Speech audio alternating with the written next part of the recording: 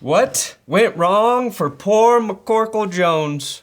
When Chandler Jones bulldozed McCorkle Jones through the turf at Allegiant Stadium and into the crust of the earth itself, he not only lost the battle for Jones' superiority, he lost all the goodwill from his rookie season and officially slipped from draft steal to draft bust. Or at the very least, the only quarterback from the 2021 draft class to show a severe regression. It's not that anyone expected Mac Jones to make that tackle. It'd be a lot cooler if you did. It's that the play calling leading up to it is a little bit symbolic of just how little faith the Patriots have in their second-year QB. With the game tied up at 20 seconds left on the clock, the Pats ran the ball. They ran the ball multiple times on this final series. But that lack of confidence shows me that Belichick doesn't believe he can win with Mac Jones, and I think the Patriots will make a move for a quarterback this offseason. And that's hard to believe when just a year ago, Mac Jones had the Pats back in the playoffs as a rookie. This kid doesn't act like a rookie. He's not playing like a rookie. He looked light years ahead of Trevor Lawrence, Zach Wilson, Trey Lance, and Justin Fields. Now Lawrence and Fields have both leapfrogged Jones, and Zach Wilson, well, he's Zach Wilson. He's actually a little worse now. I want to explore just what happened in a calendar year that turned Mac Jones from franchise QB to abject bust. Why does Mac Jones suck now? Is it his fault? Or is this just karma for Jones kicking every defender in the dick every chance he gets? Let's go balls deep into McCorkle.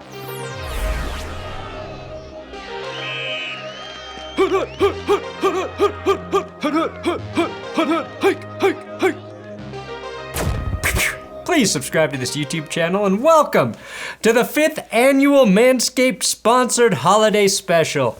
You may remember some of our worldwide hits, such as Deck the Halls with Freshly Shaved Balls, fa la la la la la la la la. Chestnuts resting in your performance boxer briefs. The Lawnmower 4.0 trimming your pubes with ease. Oh, silent night. Quiet stroke technology. Oh, Christmas tree, how you stand tall after grooming. And now, all of these classic hits can be yours with my discount link below. Manscaped is the first all-in-one men's grooming kit and makes the perfect gift for both him and her this holiday season. Body hair trimming is safer than ever with the Lawnmower 4.0. Body wash, deodorant, nose hair trimming, it's all there. And although it's been said many times, many ways, manscaped.com/goodsports for 20% off and free international shipping and 2 free gifts when you purchase the Performance Package. The one thing Mac Jones definitely doesn't have that Tom Brady always did was good luck. When Brady played the Raiders, he was gifted the win with the duck rule. Jones, of course, has become the most famous poster boy for being on the wrong end of a stiff arm since Josh Norman. I mean, Mac Jones was benched this season when a ball he threw hit the Skycam wire, forcing an interception. Let's recap how Jones got to his second year in the NFL first. Mac Jones' reign at Alabama began in 2019 when Tua Tagovailoa suffered a hip injury that ended his college career with the Tide. Jones inherited a situation where he was throwing to Jalen Waddle, Henry Ruggs, Devontae Smith, and Jerry Jeudy. In other words, 4 receivers better than anyone currently on the New England Patriots. In other words, the Las Vegas Correctional Facility has, well, they have a better receiver than the Patriots as well. Now, QB1 in Alabama was McCorkle's job in 2020, and he put together one of the most efficient seasons from any passer in college football history, completing 77% of his passes, averaging over 11 yards per attempt, and throwing 41 TDs to just 4 picks. Sure, the eventual Heisman winner Devontae Smith and Jalen Waddle made things easy on him at times, but Jones showed so much timing, precision, and rhythm his junior year that he took Steve Sarkisian's system and ran it perfectly. The Tide went undefeated, and in his last 3 games, the SEC title game, the Rose Bowl, and the national championship, Jones threw 14 touchdowns and just 1 interception. Right now, we've been talking about how Trevor Lawrence has arrived as a real NFL QB, and he's on a 13 TD to 1 pick streak over a 5-game span.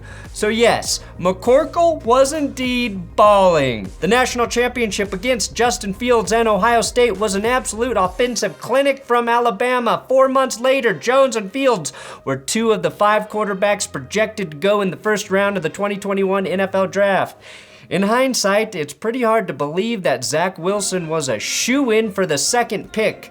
Imagine where the Jets would be this season if that team had just taken Justin Fields. The 49ers traded up to take Trey Lance, a very under-the-radar 2 first-named QB. The Broncos went corner instead of quarterback, and the Bears moved up for Fields right after Denver selected. Leaving the Patriots at pick 15, it seemed like destiny, and Jones became the highest drafted quarterback by the Patriots since they took Drew Bledsoe first overall in 1993. Mac Jones almost immediately unseated Cam Newton as the Pats' starting QB and set a rookie record in his first start with a completion percentage of 74 in a 1-point loss to the Dolphins. Things worked out for Cam Newton as well, as he's now a professional roller skater. And if you listen closely, Cam is skating while listening to Return of the Mac in the background. That's gotta be irony or something. After that initial loss, the Patriots started just 2-3, but a dominant win over the Jets spurred a 7-game win streak that culminated in a 14-10 victory over the Buffalo Bills on Monday Night Football, in which Mac Jones completed 2 of 3 passes for 19 yards in the infamous win game. That was honestly the first time, though, we should have realized how little faith Belichick had in Mac Jones. It was a windy game in Buffalo, a very windy game. And unlike Josh Allen on the other side, Mac Jones does not have great arm strength, but Bill and Josh McDaniels only dialed up 3 total passing plays in that game. Josh Allen threw it 30 times, but since it was the Patriots and since they did indeed get the win, we showered Evil Bill with praise for having the balls to stick with the crazy-ass game plan. Sure, the receiving box score from that game is still one of the most hilarious things you'll ever see, but I think Jones could have thrown the ball more than 3 times. Maybe just a little confidence in the guy could have helped. The Pats eventually dropped 3 of their last 4, but secured a playoff spot with a 50-10 victory over the Jags. The 3rd time that season, Jones and the offense had eclipsed 45 points in a win. Unfortunately, the Patriots didn't have Mother Nature on their side when it came time for a rubber match with the Bills in the playoffs. Jones wasn't awful, but his arm kind of looked like a pea shooter next to the howitzer Josh Allen displayed, and the Buffalo offense looked like a well-oiled machine in the dominant wildcard victory, almost looking like Alabama's picture-perfect offense when they beat Ohio State in the national championship. I think my point by making that comparison is to say how much a quarterback's supporting cast matters in the NFL. The Bills had gone all out, trading for Stephon Diggs, hitting on Gabe Davis in the middle rounds, and rounding out their receiving core with Cole Beasley and Emmanuel Sanders. By contrast, Jones was throwing to Jacoby Myers, which is better than Jacoby Myers throwing to Mac Jones. Kendrick Bourne and Nelson Aguilar, all good complementary pieces, but definitely guys that need to be schemed open. Belichick, in a post-Brady crisis, spent like $1 billion signing Bourne, Aguilar, Hunter Henry, and Jonnu Smith in the same 2021 offseason. None of those receivers have finished in the top 20 for receiving yards since arriving in New England. Hunter Henry did have 9 receiving touchdowns in 2021, which is great, but he is in no way a ball-catching tight end that opposing defenses scheme around. And that's why it hurt so much for Mac Jones and the Pats offense when Josh McDaniels left for the desert. Say what you will about Josh McDaniels, the head coach. Say he sucks. He's a fucking idiot. He's a douchebag. I hate him. Again, say what you will. I wish he would be excommunicated from America. He makes me want to quit watching football. I bet he has a poop fetish. Even in Las Vegas, he's the freak show. My grandma hates him. Can Jeff Bezos just shoot him into space so we never see him again? Say what you want about the guy as a head coach. He reminds me of Hannibal Lecter, but not likable. Sometimes I wish I was watching young Sheldon instead of the team he's head coaching. Can I invent a time machine to unwrite those Gruden emails so I don't have to look at Josh McDaniels on the Raiders sideline?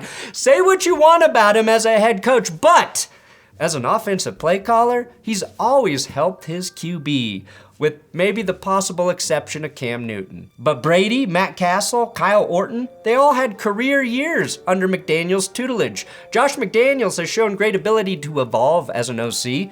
I mean, he went from having Tom Brady high-fiving like this to getting Cam Newton to chase down Jones for the elusive high five. That's progression. Instead, Mac Jones' new offensive coordinator is a defensive coordinator. A decision by Bill Belichick that has never made sense. Matt Patricia has been a good DC in this league under Bill Belichick, which, I mean, I could probably be a pretty good defensive coordinator under Belichick. I don't know what qualifies Patricia to call plays on offense. A pencil is clearly for defensive coordinators. Offensive coordinators need a pen or a quill, something that uses ink. That's fundamental football. Look at Jones here yearning for Josh McDaniels. Josh's wife has never hugged him this affectionately. Under Matt Patricia and his new quarterbacks coach, Joe Judge. The law will judge you. That's a defensive guy and a special teams coordinator coaching the QB. Jones has been in and out of the lineup a couple times, mainly due to one of the most dramatic high ankle sprains we've ever seen, but he's still only thrown 7 touchdowns against 8 picks this year, a pretty significant regression from where he was as a rookie. More people may have noticed that if Russell Wilson wasn't throwing so few touchdowns this year, but it's been bad. The easiest comparison for Jones is his backup rookie, Bailey Zappe, who started 2 games in his absence and played in one where Jones was pulled after a couple series, cursed by that Skycam. Jones is getting zapped in just about every efficiency stat compared to the rookie from Western Kentucky, including in wins. And there was this stat back in November that if Tua threw 20 interceptions to his current stat total, that he'd still have a higher passer rating than Mac Jones. And since none of us know how passer ratings actually work, I declare that statement true. It is true. Mac Jones is producing like Cam Newton did for the Patriots, but without all of the rushing touchdowns. Remember, Cam had 12 rushing TDs to go along with his lowly 8 passing TDs. Even more troubling is Mac Jones has the second highest completion percentage this season, and the fewest passing touchdowns for all qualifying starters. Carson Wentz, who hasn't played since October 13th, still has 3 more passing TDs than Mac Jones here in mid-December. And like Russell Wilson, Mac Jones has underachieved with a very good defense on the other side of the ball, but also like Wilson, the Patriots' running game has left a lot to be desired this season, which puts undue pressure on a young QB, which is strange. Strange, as Ramondre Stevenson is a tremendous running back. I think that's another finger to point at Matt Patricia's play calling deficiencies. I think we're also seeing that Bill Belichick is not the right guy for a young quarterback in today's NFL. And if the OC is Matt Patricia, your quarterback is in hell. It's like a police interrogation, but with bad cop, worse cop. The Pats need a young, energetic play caller that connects with the quarterback while still allowing that overall fear from the overlord to hang above the QB. underneath he's got this little mini umbrella of protection with the good relationship he has with his OC. The saddest thing I saw this year was Mac Jones congratulating Belichick for becoming the second winningest coach of all time. I wanted to give a huge congratulations to Coach Belichick on his accomplishment, and obviously he's done a great job here, and it's just a blessing to be able to play for him. And obviously we don't do the whole individual awards, but that's a big one. Jones looks and sounds like an abused dog, not a guy excited to play football for Bill. Look at the difference between Jones in 2021 and now. Yeah, there you go. Good to see you guys in real life. Yeah, quarterback. I think today was good, but definitely some stuff to clean up. I think we've all assumed that because Tom Brady isn't a physical specimen in terms of arm strength and mobility, that the Belichick system will bring out the best in everyone. But it looks like the Belichick system was not synonymous with the McDaniels system.